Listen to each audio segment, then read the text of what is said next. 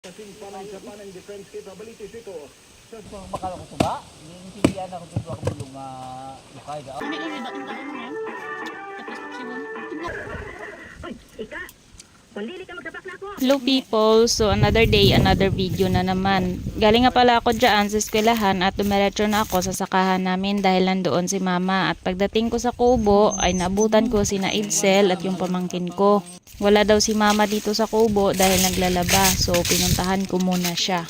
So ayun si mama nakikinig ng kanyang radyo habang naglalaba. Siya lang muna mag-isa dahil sina Sheila at si Izel ay naglalaba din ng ibang damit doon sa bahay namin mismo. Bali yung mga damit na nilabahan ni mama ay yung mga damit na nasa kubo lang at yung mga damit na yon ay ginagamit namin para sa pag-uuling. Marami-rami lang ang mga labahan dahil medyo matagal din bago nakapaglaba ulit ng mga damit namin dito sa kubo. So ayun, tumulong na ako dyan kay mama sa paglalaba para naman matapos na kaagad dahil hindi pa si mama nakakain ng kanyang tanghalian. Habang naglalaba kami dyan ay merong taong nakipagkwentuhan sa